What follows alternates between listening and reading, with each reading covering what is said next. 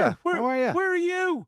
I am outside in Dublin at the start of October. It's good, isn't it? Well, it's In not a that, is it, at the minute? t-shirt in the Well, start of October. I'll be honest with you. It's a hectic time as per usual. I'm trying to find somewhere that's got Wi-Fi that will let me sit in. That's half quiet, so I'm sat outside here recording. But look at you, disaster dad.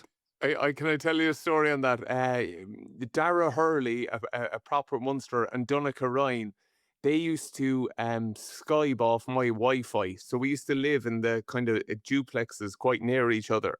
But there'd be times I'd pass Toaster, Dara Hurley, in his car outside my thing, like robbing my Wi-Fi. You know, In the car? In the car. I was there, would you not come in and have a cup of tea? No, he's there, no, I need to get stuff done. I'm just here for your Wi-Fi. Wasn't he toaster head? He had a head looks like a toaster. Like, when you go through the random nicknames of people, that is certainly up there, Toaster Head. And it just, you know, when you see him, you kind of went, yeah, that makes sense. I can see why he's... And then it got abbreviated, of course, to Toaster. Toaster, how are you getting on? Love it. Yeah. Do you know okay. What? Well, sorry, that's how I feel at the moment. Another side on Toaster. You know the Red Jocks incident? Yeah.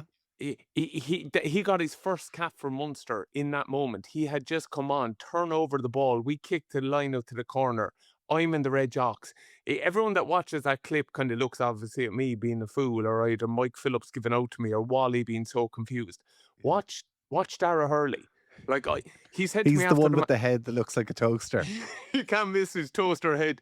But he said to me at the time, you could have been in a 2-2, man. I did not care. I was just trying to get my job done perfectly. Just unbelievable out of him. Sorry, someone's ringing me as well. Drama. It's probably Jason saying, get out of the glare. Here, shouldn't we complain about a bit of sunshine? Yeah, exactly. It's great. Yeah, it is great. So poor old Dara, that was his first cap, and he's going to always be on the YouTube memory of you just in your Red Jocks. Yeah, there you go. Fair play to him. Hell of a front lift. How are you getting on, man? You've had a hectic time as well. You're selling the book. You're all over the place. Number one, Jeff. Number one, Tommy. Take that, Jeff Kenny. Dad. Yeah, come after me with your wimpy kids. Let's go, dog man. You want some? So where have you been? What have you been up to? I've been everywhere, man. If you can try to find a book around the country that I haven't signed at the moment, or a bookshop that, and to be fair, you know the game, Tommy. You gotta get around a little bit as well, because you're asking people to dig in and support it. So you gotta press the flesh, man. Yeah. Try to get around as much as I can, but not even halfway there. I want to keep going, so it's good to have it get off to a good start. It's called Disaster Dad. Have you had any disasters while? There it is. I know we've got the T-shirt. We know the book. We're all right. Keep on the branding. Keep on the branding. So go on, tell us. Surely you've had a couple of moments that you always have. Yeah. Well, there always is. So yesterday, right? Like, that's a moment you'll remember forever. Like, named as, you know what I mean, best-selling children's author. Yeah, and class. In the hype and the madness of it, I actually forgot to collect Robin from soccer. Her coach had to drop her home, and I'm so embarrassed. I'm in the doghouse with Jenny. It's just... Robin I've stuck away at a foundation block. You know, the way that we normally push it, but this time it totally went out of my head. I was collecting Sophie from athletics, drove back, and just being like, oh no. Poor old Robs. Do you have a schedule? Like, how does Jenny map this out for you? Or what's kind of your job and Jenny's job? Yeah, Jenny gives me jobs. And from the day we got, even before it, our wedding, I'm good at taking instructions and doing it. You are? So, yeah. And you are quite organised, to be fair, generally. My problem is the kind of thinking of it and the logistics of it. But once you give me a job, I'm fine. So leading up to the wedding, she'd be there. Can you sort the cake? It's this one here. You need to ring them and ask for this. And I'm there. Boom, done. No problem. No problem. Yeah. So if you point me forward, I'm a way off. But I don't know. I'd my head up my ass with my, you know what I mean? Ooh, look at me. The new Roald Dahl. Ooh. I can't believe J.K. Rowling hasn't been on to invite me over for tea. Oh, jeez, be careful there. You might get stoned on the way in, get in trouble. Well, listen, congratulations. That's Thanks. class. Well, good on you. That's good, and Good it's on you. worth it. Good on you. I have Available my now in book. all good bookshops. Yeah, Check I out have page mine. 104. Look at that. Have you seen that before, Dara Hurley? Oh, jeez, you're not looking great, Nick. There is, or is Aye, that a he's eating T-shirt? he's eating Is- too many donuts. He definitely is. So apologies to anyone that's listening, but if you'd like to go over onto YouTube, you can spot it there. Oh, yes, of course, yeah. Yeah. Here, well, so any other crack? No, that seems to be about it. Looking forward to chatting rugby, really. Tommy, what about you? Any? Well, listen, I know it's a bit late now. Ryder Cup is over, but I was just bet into it last weekend, Yeah. and I wanted to hear what you thought about this because I saw Rory McIlroy, and I think the European players have come out of this really, really well. But the abuse that they were getting last weekend, like you've been um, in, I suppose, in stadiums where everything's going against you. The crowd are on your back. You're the enemy, and the crowd are making like it's kind of almost like a high ball is put up, and they're like, "Ooh," like hoping that you drop it type thing. Yeah. But McElroy was kind of just saying, what's the crack here? Like, surely you, as Americans, you come to support your own players, not just come along just to abuse the opposition. I wonder, like, can we tell supporters what they should and shouldn't be doing? Is support about supporting your team, or is support actually about trying to put off the opposition? What's your take on Yeah. what happened I- last weekend? I think this one crossed the line a little bit because I think golf is quite, to be fair, similar to rugby, the values and the characteristics. And I think you're used to people behaving in that manner of what's reflected on the pitch who kind of go on within the crowd as well. But to be fair, like you go to New York and try to expect to, like, I've got given out in coffee shops over there for taking too long ordering something. You know what I mean? They're fiery, like, aren't they? You know what I mean? New Yorkers in general. So Big I think time. they probably have a different view of the sport. I like that, to be fair to Rory, that he said, you know what I mean? That won't be the case when he come over to a dare. You know what I mean? We'll make sure our fans behave. I think I'd be of similar view to you. You definitely go to support and get behind your other team. But you don't kind of, although having said that, I'm a good fan. If a high ball went up and you and Toman, man, Oh. I'm giving it the high ball. Oh, I think we've lost him. He's a big fan Am I of here? disappearing. He's a big fan of disappearing. If the high ball I'm back, goes up, baby. if that high ball goes up, that's yours. I'm out of here. That's me gone, crummy. But well, I agree with you because I do think that support is very much about like I think for those American. I do agree with you that rugby should be above that and a little bit like rugby, the values, whatever else. But supporters, they can't really do much. They can't, like, they can cheer on Scotty Scheffler, they can cheer on us, but realistically, the only real impact they feel that they can have is putting off the opposition. Like, if they Yeah. feel that they jeer Rory McIlroy and it puts them off, whatever else, they're like, yes, 1-0 Yeah, they for do. America here. Where if they cheer on Scotty Scheffler and he duffs it, or he hits a great shot, they don't, you don't really Yeah, feel. there's no impact. You're not doing anything, are you? Yeah. But I think as well there's the adjust for those players because they're used to being in individuals. And in Yeah. team sports, it does lead to, I think it's greater engagement from supporters. You like Yeah. to be a part of a team. You know what I mean? And, we call it in rugby 16th man or whatever it is, green waves, whatever way you want to put it. You do feel a part of it if you can get involved like that. It's I've kind of one for like you, though. go on then. What about the golfers themselves? Like, there was one point where Shane Lowry nearly went into the crowd. There was Oh, another yeah. time where Rory used bad language. Just saying, like how far off the Eric Cantona moments are we with stuff like that? Or do we need to, like if Rory's going to nibble a little bit, then he can expect to get more. You know what I mean? Totally. Should they be held to a higher? I don't mean to be harsh. I know the stuff that was being shouted at them was absolutely disgraceful, Mhm. but I do think there's merit in them having a protocol of never reacting. Well, imagine like Johnny Sexton's lining up for a kick, and it's meant to be silent, and someone shouts something out to them. Are we allowed to go? Hey, out. Kick him out of here. You know, if it's a border, Send Tyke Furlong over, right? You're gone. You're gone. Well, that's what they were doing. That's what they like. That it got to the stage where they're pointing at people in the crowd and getting them ejected and stuff. And Yeah. listen, I don't condone anything. No, Some of the no. shite that they were talking to them is absolutely ridiculous. But they knew that was coming. Like they went over there. They were doing training with VR goggles and earphones and whatever else. They knew it was coming, and that's why they were so good in those opening couple of days. Yeah. It was a hell of a finish, though, wasn't it? Oh. Wow, incredible. Really was. I actually went to bed. I went to bed at just before 10 o'clock. McIlroy lost to Scheffler. And that was you. Europe were down in 3 matches. I was like, I can't stay up any Yeah. longer. If I stay up here, this is me till 11:30. Of course. And not only that, you're up at like 3, aren't you? Yeah, 4 o'clock. So, do you know what I mean? I had to be I buggered love for you, the week. Shane. I love you, Rory, but not that Ah, much. But anyway, I Yeah. woke up and saw it was unbelievable. Yeah, we all had it. Everyone was watching in the O'Callaghan's. We got kind of fully invested. And then when Shane knocked that in, that was game over. I know it was to retain, but that was good enough for us. We were gone. It was class, wasn't it? Like fair play. And I'm looking at it here that it looks like Tiger Woods potentially could be the captain of America whenever they come back to Adair in two years' time. Wow. How good would that? Oh, be How good amazing. would that be? Yeah, class. No, it really was. It was deadly. So good on him. I suppose we should quickly touch on other sport, and I know you were loving this at the weekend. The NFL was on, but Lyra's performance. Thank you for saying it. Tommy, I'm convinced. Actually, can we just have a listen to Lyra here, please?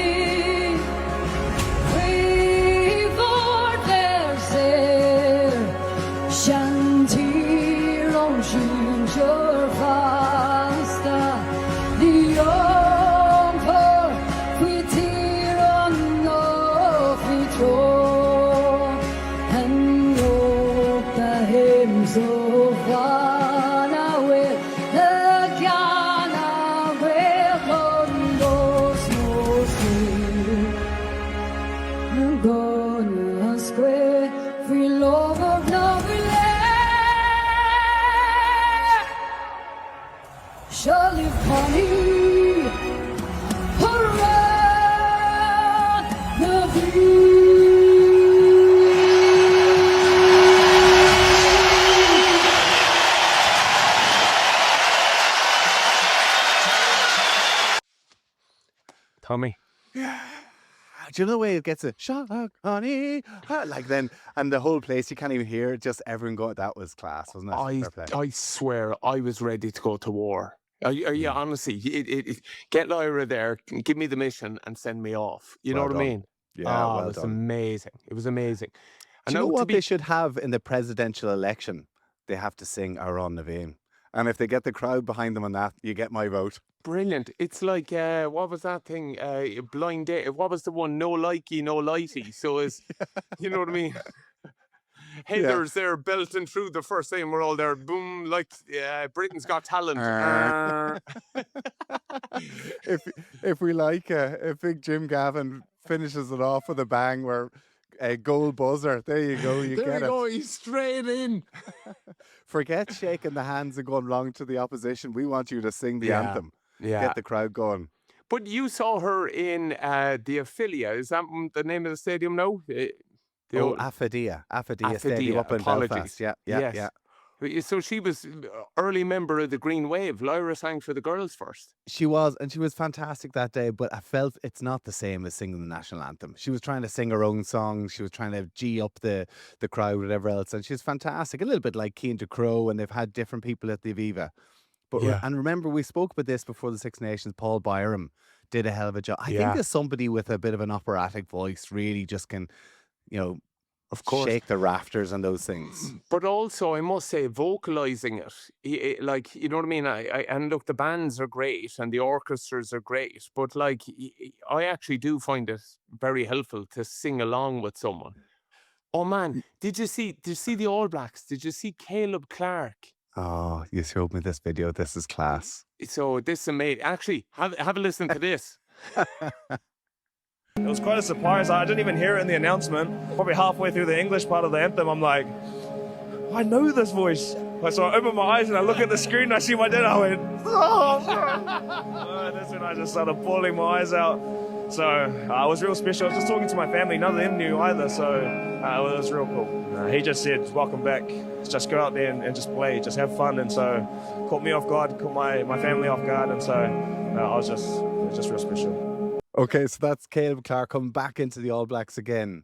Well, and that's his dad singing the anthem. Hold on now, right? Just think of it, Tommy, right? We're standing out to play England in Croke Park all over again. Now singing the anthem is Paul Bowe. Well, I don't think they announced that this was the thing, that he just kind of go, that voice sounds familiar. That's I it. mean, it's special. Yeah, that's so cool. It really was. Yeah. Big Paul Bowe wouldn't have quite the voice. Now he might think he does after a few jars. Yeah.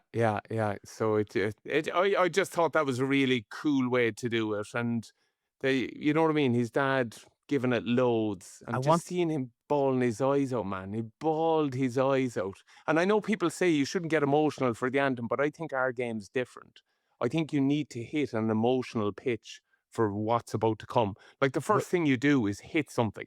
Well, this is what I was going to ask you, right? So Lyra, fantastic. And she didn't stray too far. But if you're going to start going, like, giving it to somebody like that to sing the anthem, eventually they're going to try and, like, you know, spread it out and give a bit more opera. And then you can't sing along with them. Like, if I'm a team and I'm singing the national anthem, I want someone to sing it in the same cadence as I normally sing it. You know, if they're going to, like, flog the arse out of it. Keep me involved. Like, wasn't everyone giving out about the NFL for the Super Bowl where they did a rendition with the electric guitar? So everyone's like, what do I do here? What the hell is that? Like, Joey, this is there for us to sing along. I know you want to show off and how amazing you are, but anyway, I think if you ask good people like Lyra, they will always be respectful for, of course, what it's on. Sorry, no, like I'm chatting to the Gach Wong of rugby. What about the fashion on her with the shoulder pads and everything, and then Lyra on the back? I was just like, you know what I mean?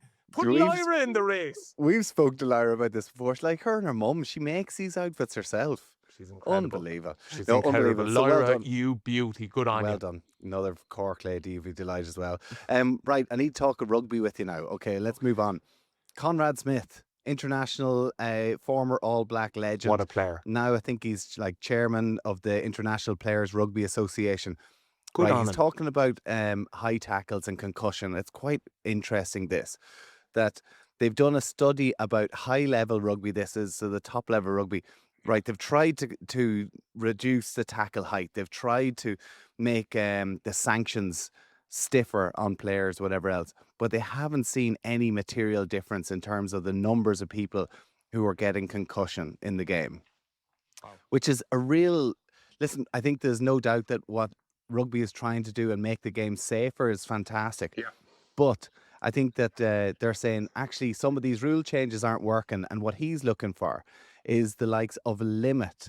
So they want a guaranteed 5-week off season, which, to be fair, you would kind of think that should be fair enough, isn't it? But like that's even not that long, Tommy. When you think of it, you know what I mean? Well, we used to only have 4. Like, we used to only have 4 weeks, you know? So you think the minimum you should be getting is 5 weeks. Back in our day, we only did the 4. No, but I agree with him. I agree with him. Like, I think after, like, particularly with the length of these seasons nowadays, 4 weeks is just not enough to let your body recover and stuff as well. He's looking for a limit of 30 games per season. Yeah, which again is something... That's a lot. Like, you look at the likes of, didn't Marrow go over that this year? I know he was Lions captain, and there's some years you want to go over it, but yeah, there's someone like that need to go out every week, you know? But if you think about this, right? And listen, I totally agree with this. And this is what we want, to have the safety of the players. And realistically, I think for the betterment of rugby, we need to play less games and higher performance. There's a seagull over your head now. I just go shit on me. I'd love if you were actually taken off by a seagull, making one of the most important points on the podcast. He also talks about a built-in recovery block, and I think this is certain periods. So after a block of international matches, you have a built-in recovery block where you let the body recover a bit. Would you piss off, seagull? Jeez, leave me alone. Right. So I do think, but like, if you think about it from an Irish point of view, if you're a player who's going to play all the internationals this year, that's 4 matches in this autumn because they're playing the extra one over in New Zealand. You've got 5 matches in the Six Nations takes you up to, and then another 3 in the summertime. Then all of a sudden, like, you're going to be playing what 4, 5, 6, 7 European matches. Oh, the one thing that misses out on this is club rugby, and particularly the URC, Yeah. because URC then won't get the same level of top players playing week in, week out. Yeah. Yeah, and that's in the end what we kind of want to see. I think what we're learning is we want to see more of the best players, isn't it? A little bit. Totally. The thing, and Tommy, I'm all for that. Like, the area I think that maybe I'd be most interested in Conrad Smith and them looking into is training loads. Can you Yeah. manage the players' training loads? Because look, and just going back to my own time in Munster, it was difficult. We were trying to stay up, like, Mhm. and like, honestly, a relegation battle. I swear, winning a European Cup was easier than trying to survive, man. It's just, it's morally very tough. You have to keep everyone Mentally, so so it's hard. just, and you're getting it, man. Everyone's coming for you, So I And you got try everything. You kind of, the coaches, they go like, okay, the key this week is going to give them the week off, let them be rested and fresh. Then that doesn't work. It's like, okay, this week we're going to absolutely drill them in training. That well, doesn't work. that's You what get to the stage, nothing works. Well, that's what I found more so than any of it. It was like we were hard on Mondays and Tuesdays, and you weren't even recovered. And then, like, try to recover by Friday to get kind of game ready, and you're still just carrying baggage. Mm. I would hope that the kind of player unions would really look into, and I know the NFL do it, holding people. And Yeah. I must say, like, you might go, I'll get your head out of the RFU's ass, but I've always found that the case. We are well looked after. I would Totally. think. You know what I mean? We're probably in a system that other countries could look to kind of, how do we look after our players? But 100%. I do think it's an important thing. Like, you see the NFL now even training with those extra helmets. See, the kind of, like, they look like giant rubbers No, on their really? heads. They look like, have you not seen the NFL training helmet? No. They look Okay. like, Mario Kart, the mushroom fella. But and then, like, there's sanctions for going over time, and Well, I think there's merit in that. well, I hear you what you're saying there, because Maro Itoje, yes, he went over the 30 game limit, say, for this season. Well, he's been gone over the 30 limit for the last couple of seasons, actually. And Mark McCall was given out that a 10-week rugby off season for internationals left him unprepared for the opening round. But I actually think having Maro back playing last weekend, it's not on. Do you know what I mean? Like, he needs to be given a bit more of a break. He's had But no then, pre-season, really. but then, Tommy, like, unfortunately in that system, he's probably on one of those central contracted players. So it's like, Saracens probably pay his wages, don't they? yeah, and that's like, how do you get your best asset on the pitch? And as you've seen as well, not only that, I'll be honest, I think the biggest thing I learned on Lions tours is I would play rugby all the time. You know what I mean? It's the training load that I needed probably help with in Yeah. terms of being ready to go. And I think that's, if Conrad Smith and all of them are looking to an area, of course we all want the game to be safer, but I think the heat should really come on that, you know what I mean? Training loads need to be accountable. They need to be, because we have all the data now, GPS, wellness programs, all sorts. You know what I mean? Yeah, well, I think this is what he's saying pretty much, is that given playing and training limits, real teeth is the only way to tackle this problem. So they're going to have limits on training, limits on the amount of contact, and of course limits on the amount of matches that they're playing. But this just brings into the old question that if Maro Itoje has been paid most of his wages by Saracens, they're going to want to get bang for their buck. Yeah. And then England are going to have to top that up. Where in Ireland, it's the IRFU, the Irish team pretty much, who cover most of the wages, and it's the provinces who are kind of the byproduct on it. So, and look, it's a bit of joint up thinking again. Like, if we're all doing different things, how the hell can we get a bit of correlation between all the teams? And it's the players that are missing out. But look, I hate going back to it, but that Netflix documentary proves it. If we started talking together, and like, not just saying it, but I think World Rugby need to kick up the ass here. Like, show the way. Just go, okay, get in the room here, and now we all agree. You know what I mean? But they can't agree, Donncha. They can't. I know, like, the French, like, this is the problem. I totally am with you on this. That even, like, you go back to that conversation with Brian Abana, and he was giving out, like, if you want rugby to progress, you have to have the Northern Hemisphere and Southern Hemisphere playing at the same season. Do you know what I mean? Like, that sounds so simple and obvious. So embarrassing.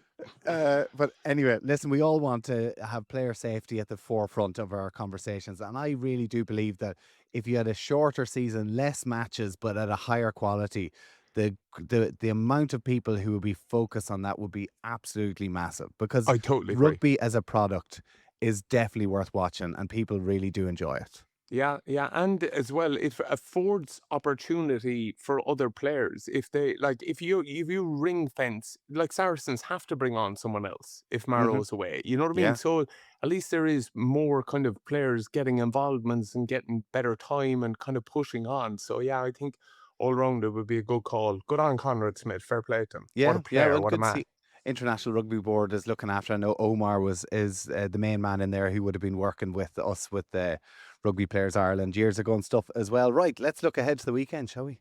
Yes, please. Yeah, looking forward to it. Okay, before we do that, let's have a listen to this. Thank you so much for listening to the Offload podcast. We would love if you joined us in the dressing room. Every Tuesday night, you'll get the opportunity to get exclusive content. We'll have no adverts, and you get into the draw to win some badly needed and much loved rugby tickets. You're not wrong, Tommy. There you go. Step into the dressing room. Head to offloadpodcast.com. That's offloadpodcast.com. And for €6 a month, you could join us in the dressing room. We'd love to answer your questions. We sure would. You putting the boots on? Let's go, Tommy. Let's tug out. Look at us. We're getting very nifty at those, Tommy. We are Aren't getting we? good at that. Okay, You know what I mean? right. I was waiting for you to come back and go, sorry there, Tommy's been lifted by a seagull. And there's no in Bray. Honestly, the sun is still shining. I haven't been rained on yet. Right, this weekend, Edinburgh are at home against Ulster. You have Connacht at home against Scarlets. You have the Bulls at home against Leinster, and Munster at home against Cardiff. Well, Ulster, I suppose, they're first up on Friday Start night. there. Like, away it's from great home. to see. Looking at the table as well, Tommy. I know everyone will take away from it, oh, the Dragons, you know, but like it was a great result. It was good performance. That back line, like Mark Sexton already, you can see the imprints of shape on it. And I know everyone will be tough on kind of 9-10. They're the main drivers of how you get around the pitch. But if you've a solid game plan and you know what you're at in attack, it makes it so easy for those to just run the show, you know? Listen, I think it's the same as all four provinces. If they can keep their strongest team fit for most of the season, like, they're going to be given the best opportunities. But I think from what I hear behind the scenes, Mark Sexton is top notch. Oh, wow. This is Johnny Sexton's brother, of course, who left Connacht, which is a big loss. Of course, they brought in Stuart Lancaster, but I gather Mark Sexton, like, the boys are just eating out of his hand, loving it. And the detail, you can see it comes from his brother. Like, the two of them are so similar. The detail, the respect that he has as well. So I think he's been really... Mark's probably there going, I'm sound. I'm only joking, Johnny. He's like, I'll bring Johnny along to show you what an arsehole he is. Honestly, it makes me look great. But I think the likes of Zach Ward is looking really good there. He's a 2 player of the match performances once in the last preseason, the preseason one. Jeez, And he's again got at the gas, weekend. Tommy, doesn't he? He's quick, man.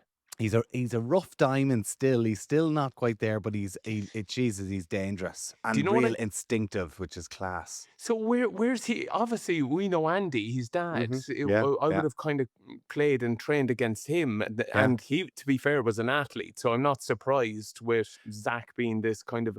But he was through the Sevens program. Why do I have a feeling that, like, is he lost on the wing, man?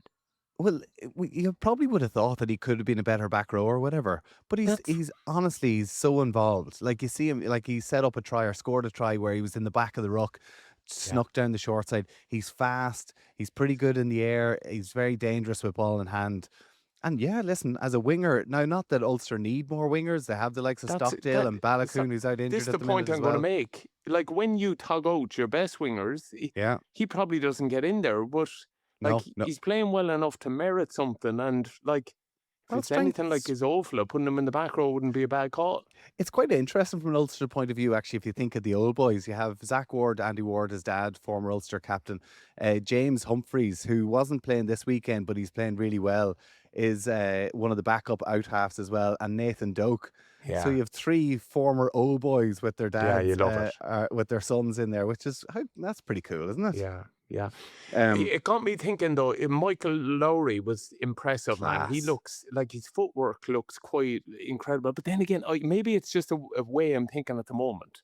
I was wondering, should he be a 9? I know I'm trying to change everyone from positions, but mhm. like if he's that busy and Oh. fizzy, imagine him around the end. I would hate defending him if pillar A or B. Oh, nightmare. Yeah, I know.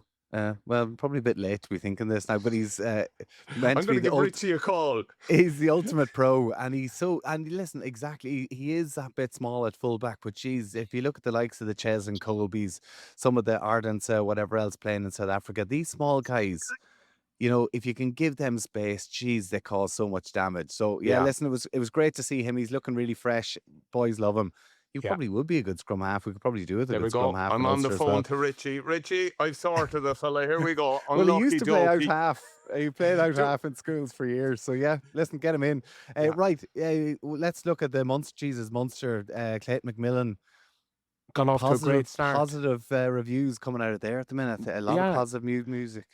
Super. Mood Yeah. music. Which is great. It was a great performance. It really was. I know everyone is lauding Brian Gleeson, and rightly so. I thought he was incredibly God, impressive. he's athletic, isn't he?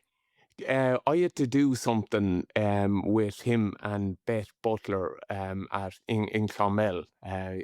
He made me honestly feel like a little boy. He was huge. Now, he's had a few bangs and knocks, but I can't believe and you know the way you can feel fast twitch. You know it. You have a bit. I'm feeling it right now as I eat a But yeah. chocolate brownie. But he's got it, definitely. Do you know what? He was a bit unlucky last year in terms of maybe injuries, but I love that straight away he's out, because I've said this to you before. I think what Clayton Macmillan should start to look to do is evolve the squad. You know, I know there's leadership gone, but like I watched him under 20s, man. He was incredible, you know, and I know everyone goes on about Pollock at that same time, but look, he's just come back from a Lions tour. Like, these are the guys we want to see, and it'll get spiky for him. You know what I mean? If he went out this weekend against Cardiff, we'll see how he goes. He'll make mistakes, but put him in the game, because like I know someone like Ruan Quinn will go, do you know what? I'm as good as him. I'm better than him. I can tog out, and then you start that competition for places. Well, that's what breeds it. You know what I mean? That Yeah. competition where you have to Yeah. fight for your position, exactly. But you want Yeah. opportunities, and with a new head coach coming in, that's Yeah. the beauty of a new Great head lift. coach. Yeah. Is that they have no preconceptions. They're coming in blank slate. Right, you impress me in pre-season, mate. I'll give you a go. And geez, he did that the weekend. Yeah, he did. And you just want more fellas stepping up like that now. This is like, there is blood in the water. There is unbelievable opportunity if you're around one of the new coaches, be it Connacht or Munster. Get going, lads. You know what I mean? Grab it. And to be fair, he's given himself every chance. I must say, I was incredibly impressed with Craig Casey. One of these guys, I think leadership suits him.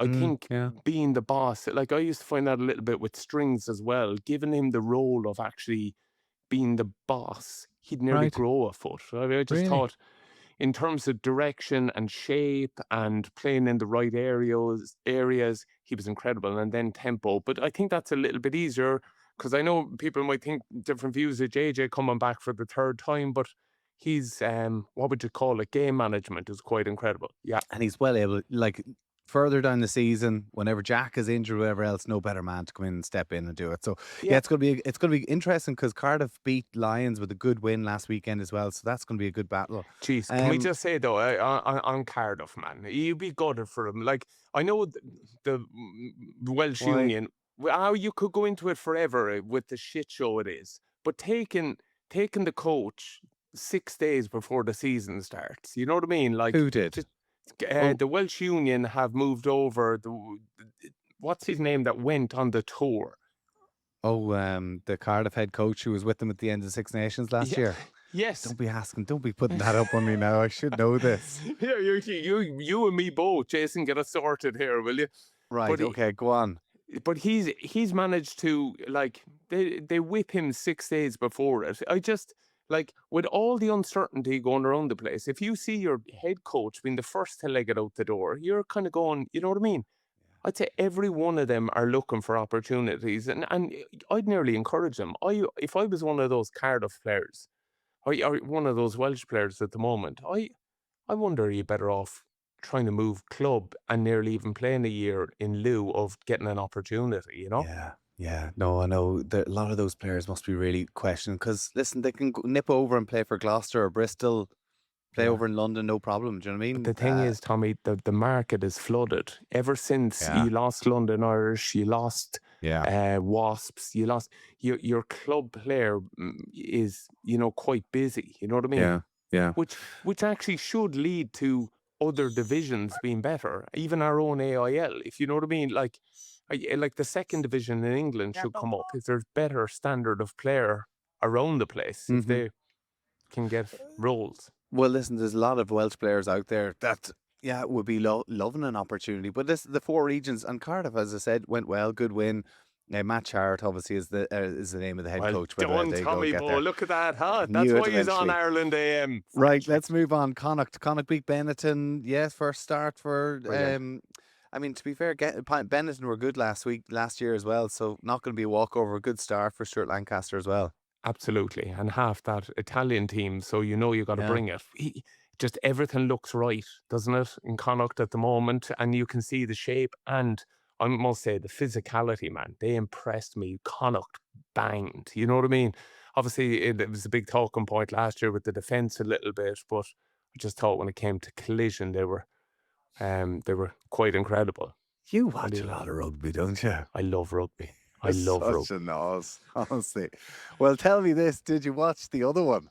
What? The other province? I saw Leinster. You mightn't believe this, right? But I'm actually cut him a break, man. We've been there. You know, when you kind of get the pre-season timing just a little bit wrong, like where you actually feel like you're playing in wellies because you might have overcooked quite late in it. You know what I mean? It was probably a performance that none of us saw coming. Their discipline was terrible. Their skill level was really bad. Just things you take for granted. And look, I know everyone will blame the players in typical fashion. Oh, the players, they're professional. They should be better than this. But again, for me, you know what I mean? You chatted about Mark Sexton there. Like, Tyler Blendell just signed another contract. You're kind of going, man, you got to look way better than this. Straight away, I saw what Ulster are trying to do in attack. Whereas I was looking at Leinster there going, ooh, what's this? You know what I mean? Like, I mean, Jacques Nienaber said he was nervous, but every coach is going to be nervous. And obviously Leinster's difficult because there's so many players coming in late to pre-season because of the Lions tour or whatever else. I don't think we can leave them off at that though, Tommy. No, it's a strong team, man. It is a strong team. That's the point. That's the point. Like, to be nilled, I think it was back again, was it 09 or 08 was against Munster? You were probably playing in it the last time that Leinster didn't score a point. I mean, listen, I know in Ireland there's a lot of Leinster supporters in there, and they were like, gee, I mean, and you kind of go, oh, well, it's different players. These are the sort of guys that Leinster they turn up, they're unbelievable, they slot in, and they do an unbelievable job. And away from home against the Stormers, I mean, maybe credit to the Stormers. Maybe the Stormers were fantastic, but God, but maybe, can I ask you a 35-0, question? first game. I don't know the answer to this though, right? But is there a disconnect between who's picking the team and who's running is Leo picking and the lads are... We're getting into this. This is only 1 week in. I know, yeah, I'm just, like, if you're Kieran Frawley, like, genuinely playing at 12, like, you know what I mean? Give the guy a chance in terms of, like, can he put pressure on at 10 and then learning new things? You know what I mean? I know but everyone says... you have to play Prendergast, and they've Harry Byrne. Yeah. They have so many. I know, but the thing is then, like, none of them are getting kind of sharp. Like, him playing 12 there, you know what I mean? Sorry, but, like, you're there. Like, when it's you better see being on the bench. He could have been. It was better than being on the bench. Yeah, at least if he's playing. And he's well able. Of course, a guy who wants to play. Yeah, look, I suppose in a roundabout way, I'm just... And there's loads of other provinces, other teams would love to have a Harry Byrne. Well, this is my point. Or like the big thing was Connacht's probably missed opportunities off the tee, and I'm there like, you put someone like Kieran Frawley there under Stuart Lancaster, could he be pushing everyone for a 10 shirt? You know what I mean? this is where I think actually from Andy Farrell and David Humphreys, the pressure comes onto them. Because realistically, you have Sam and Jack, two unbelievable out halves playing with Munster and Leinster. But then you do have Harry Byrne, you did have Ross Byrne, you did have Frawley, all backed up in Leinster. And like, what incentive, what are they saying to Frawley to say, listen, move to Connacht, move to Ulster. If you play, 5-6 games in a row there, Connacht or Ulster, and you play well, then I'll put you into the Ireland squad. But if you don't, and you're only going to be playing a game here and a game there, 12 coming off the bench, then we're not going to pick you for Ireland. Or on the other side of it is going to be saying, well, you're playing in a winning team, playing good rugby that's going to be winning at the very top of the game. Like, so are they though? Like, I think you're putting on your blue media glasses there. Like, you know what I mean? You look at the environments. Like, you have to look at the training in Leinster must be hot shit.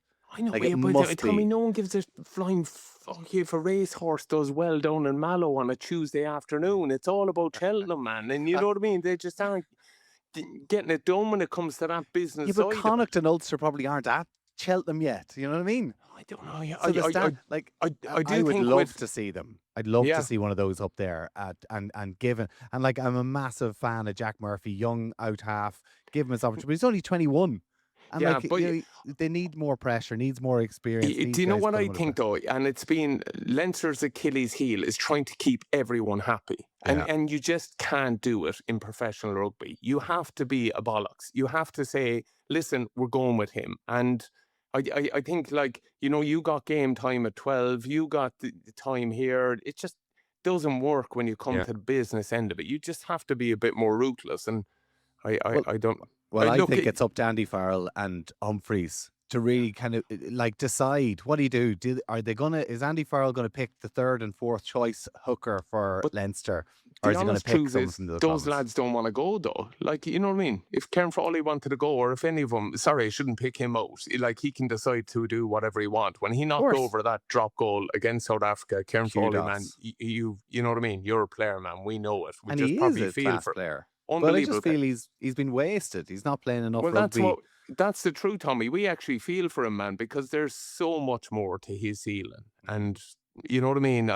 You just don't want to look back and kind of go, geez, there could have been one of our greatest that just did not get enough time. Do you think as a former player, though, when he looks back, when he retires, do you think he'd be kind of happy? No, I stayed in Dublin. I won URC. I was part of this, whatever else. I might not have played as many games as I would have liked. And that would be my mindset.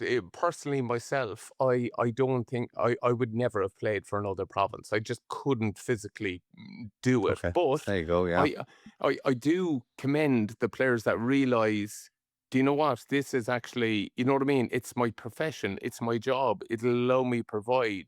And you know what I mean? It will actually leave me maximise my potential, because for some of them, we won't see it, which is going to be an awful shame.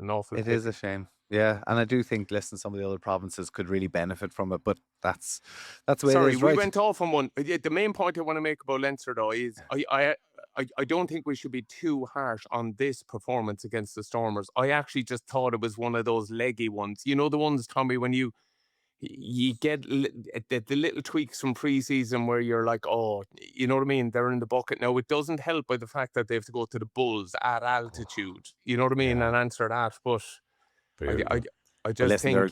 They're a good enough team that can do it. Yeah, absolutely. Exactly. Then they'll all come out firing for Croke Park. Oh, let's go to Croke Park for Munster.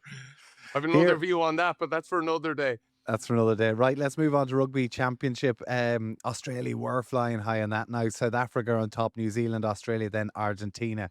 I think it's one more match left to go. Australia against New Zealand and then Argentina against South Africa. To be fair, the standard of those games has been brilliant, haven't they? It's been brilliant. It's been a joy to watch. And it probably bangs home the point that we were making earlier on. You want to see the best, man. Like, just the difference in caliber of watching that compared to the kind of club stuff. It's just... it's amazing. I just think Joe Schmidt, geez, what he has done with that Australia team.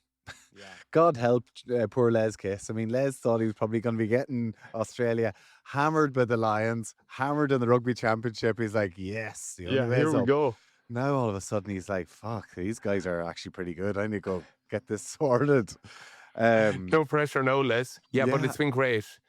No, it is. It's good. And one more match to go. It's still all open. You know, I Yeah. mean, it'll be How class. good for rugby if it was Australia? Genuinely, Yeah, but it would. It would exactly. No, I'm with you, big time.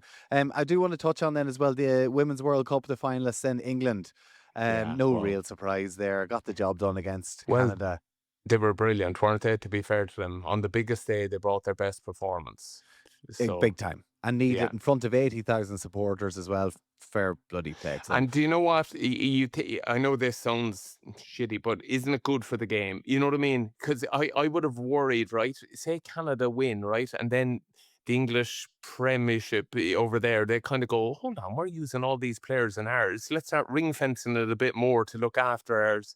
Like, to be fair, our sisters need help in terms of developing the game, in terms of growing it, and getting up to the levels that we know it's going to get to.